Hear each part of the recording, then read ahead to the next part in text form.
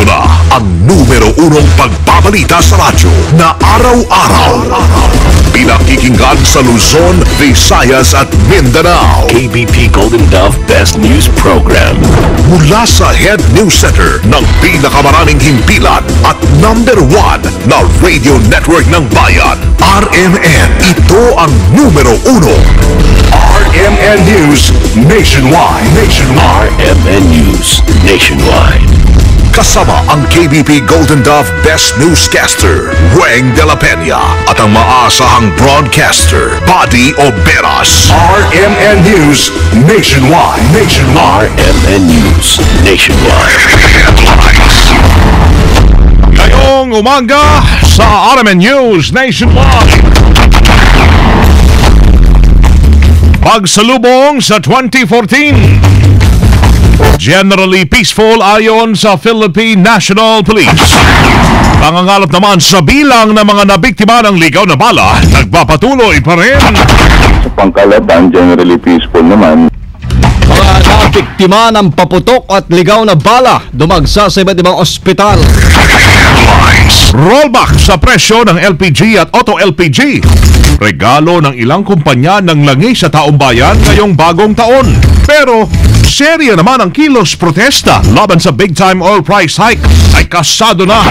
Pilipinas, pumangatlo sa most deadliest countries para sa mga mamahayag. Kabalitang negosyo natin, mga Pilipinong naghahanap ng trabaho dumami ayon sa DOLE. Balita sa ibayong dagat, Pope Francis nanawagan sa publiko na magdasal araw-araw kasunod ng pagsalubong sa bagong taon. RMN News Nationwide. Ikaw ba ay tutungo ng Cagayan de Oro? For the best hotel accommodation, stay at the VIP Hotel because you are a VIP. Ang pinakamalaking mga balita abot sa bawat Pilipino saan man sa bansa. RMN News Nationwide.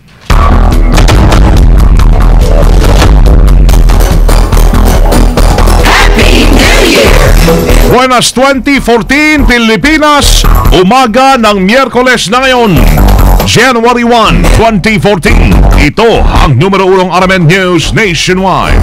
Ako si Weng de la Peña. Mabuhay Pilipinas, ako si Buddy Oberas. Tayo ay live na live sa DXCC 828 RMN Cagayan de Oro, DXDC 621 RMN Davao, DYRI 774 RMN Iloilo, so DYVR 657 RMN Rojas. Live via Ustream. Para live tayo international, i-search lamang ang RMN Manila. Live rin sa WRMN New York, USA. At sa lahat pa rin ng ating mga number 1 AM radio stations nationwide. Happy New Year! RMN News Panahon. Unang lagay ng panahon natin ngayong 2014.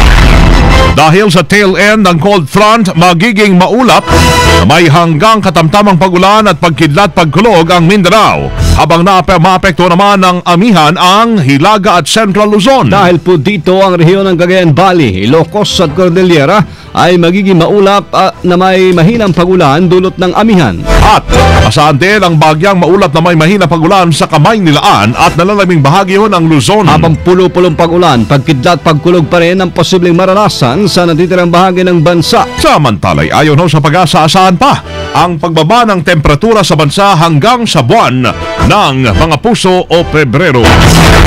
Headlines. Tulad ng inaasahan, mga kasama, patuloy na dumagdagsa yung mga nabiktima ng paputok at ligaw na bala sa iba't ibang ospital sa bansa.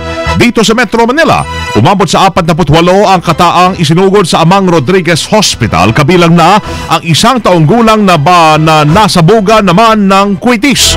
5 rin ang isinugod sa naturang ospital na biktima naman ng ligaw na bala. 44 naman ang naitalang nasabuga ng mga paputok sa Jose Reyes Memorial Medical Center, kung saan 7 sa mga ito ang nabiktima ng stray bullet habang sinasalubong ang bagong taon. Sa Pasig City naman, nasugatan ng 1 2 taong gulang na babae matapos mataplisan ng ligaw na bala rin sa kanyang noo.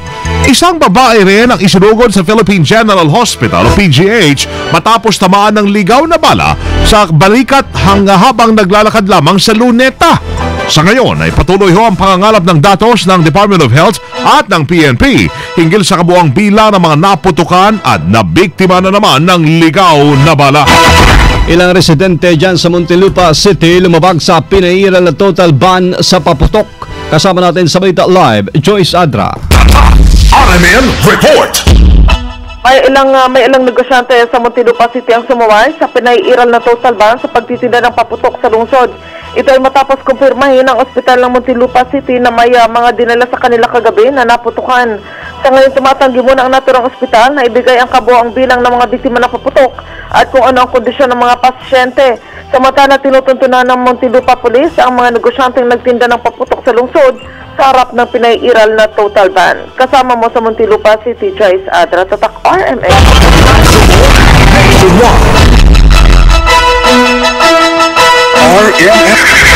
Nagpatupad ho ng big-time rollback naman sa presyo ng LPG ang Petron. Dapat ay naabot sa 7 pesos and 65 centavos kada kilo o kada litro ang tinapyaso ng Petron sa kanilang cooking gas. O kada kilo pala yun, LPG. Bunsod na rin ang pagbaba ng contract price nito sa world market. 5 pesos and 34 centavos naman kada kilo ang bawas presyo ng LPG sa Cebu at sa Bohol na nasa ilalim ng price freeze pa rin mula pa noong Nobyembre. Maliban diyan ay nagbawas din ang Petron ng 4 pesos and 27 centavos sa presyo ng kada litro ng auto LPG. Habang halos 3 piso naman ang rollback sa Cebu at Bohol. Una nang nag-anunsyo naman ng 2 pisong rollback sa LPG ang LPGMA. Kinundina ng piston na samahan ang panibagong dagdag presyo sa petrolyo ng bisperas ng bagong taon. Dahil dito nagbanta si Piston National President George San Mateo na sasalubungin nila ang unang buwan ng 2014 sa pamamagitan ng serye ng kiosk protesta. Kasabay nito'y tahas ang tinawag ni San Mateo na inutil si Pangulong Noynoy Aquino at Energy Secretary Jericho Petilla. Ayon kay San Mateo, hindi iniintindi ng dalawa ang interes ng taong bayan at sa halip ay pinoprotektahan ang kapakanan ng mga negosyante. Iginit din ang piston ng kanilang panawagan para sa 5 pisong diskwento sa langis para po sa mga pampaserong sasakyan. Matatanda alas 6 ka ng umaga kahapon ay patupad ng Total, Caltex, Shell at Petron ng 1 pesos and 15 centavos na pagtaas sa kada litro ng gasolina at 75 centimos naman sa diesel. Bukod pa sa 60 centavos na aumento sa kerosene ng tinaguriang Big 3. Headlines. Umangatlo ang Pilipinas sa listahan ng deadliest countries para sa mga mamamahayag sa nakalipas na taon. Ayon sa Brussels-based International Federation of Journalists, kapantay ng Pilipinas sa listahan ang India at ang Pakistan. 10 mamamahayag ang naitalang napatay sa bansa sa nakalipas na taon dahil sa karahasan at katiwalian. Nanguna naman na bilang deadliest country for journalists ang Syria. Dahil naman sa nagpapatuloy pang civil war sa naturang bansa. Dahil dyan nanawagan ng IFJ sa mga miyembro na resolbahin ang mga kaso ng pagpatay sa mga mamamahayag at wakasan na ang karahasan laban sa mga miyembro ng media. Balikan po natin ang sitwasyon sa pagsalubong sa bagong taon, generally peaceful. Yan ang pagsasalarawan ni Senior Superintendent Wilben Mayor, spokesman ng PNP Chief, ang pagdiriwang ng publiko sa pagpasok ng 2014. Sa kabila po ito naman napaulat na pagtaas ng bilang ng mga nabiktima ng ligaw na bala. Sa interview ng RMN kay Mayor, sinabi ito na minimal lamang ang naitala nilang kaso ng petty crimes na naganap habang papasok ang bagong taon. Sa pangkalahatan, generally peaceful naman at lahat naman nagdiriwang ng bagong taon kagabi. Mangilan-ngilan siguro ang mga naitala nating mga krimen at sa pangkalahatan ay okay naman po. May naitala kami ng mga past days past. Meron kaming record na ginawa at kami monitor natin yan magsimula pa ng December 16 up to kagabi nga, at actually ang ating period of coverage yan hanggang bukas pa. Pero latest lang naman to hanggang kahapon kasi nga hinihintay pa natin yung mga report sa fields. Sinabi pa ni Mayor na patuloy pa rin sila nangangalap ng mga report o detalye hinggil sa bilang nga ng mga nabiktima ng ligaw na bala. Dagdag niya ay umaasa silang magiging napakaliit lamang ang may tatala nilang kaso ng indiscriminate firing. Ang 2014 maging hudyat ng pagbabago raw sa buong bansa at sa pamahalaan. Kasama natin sa balita si Conde Bata. RMN Report. Ipinasa si House Speaker Sonny Belmonte Jr. ng lubusang pagbabago sa taong 2014. Ito ang mensahe na ipinabot na liderato ng Kamara para sa pagpasok ng bagong taon. Ayon kay Belmonte, maging udyat nawa ang 2014 ng reforma sa pamahalaan at sa bayan. Naniniwala ito na ang bagong taon ay simbolo ng bagong simula sa buhay ng maraming Pilipino. Isa din anyang malaking oportunidad ang bagong taon para bumangon ng mga tao at ang buong bansa sa kabila ng maraming pagsubok at trahedyang dumating noong nakaraang taon. Kasama mo mula sa Kamara, Conde Batak, Tatak RMN. Nationwide. RMN News Negosyo. Mga kasama ikinatuwa po ni Department of Labor and Employment Secretary Rosalinda Dimapiles Baldos ang pagtaas ng numero ng mga natatanggap na mga job seekers na lumalahok sa kanilang official job portal sa internet. Ayon kay Baldos, umabot na sa 1 milyon ang nakapost na job vacancies sa PhilJobNet na may ina-applyan daw ho ng mga tao. Dumami rin sa 7.3%. Ang bahagdan ng mga negosyanteng patuloy namang nagpo-post ng kanilang mga bakanteng trabaho sa nasabing website. Bukod dito may karagdagang tulong na binabahagi rin ng DOLE para sa mga mag-a-apply online. RMN News Abroad.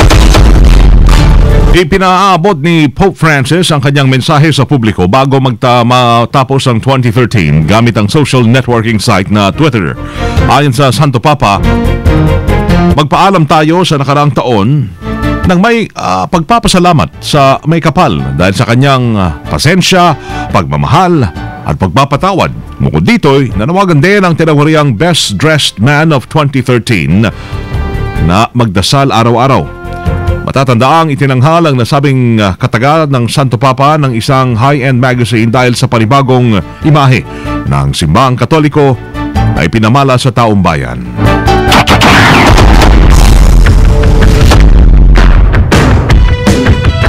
Mga kasama, live na live pa rin mula dito sa RMN News Center sa Makati City, Metro Manila, Philippines. Inyo pong narinig ang numero 1 RMN News Nationwide ngayong Miyerkules.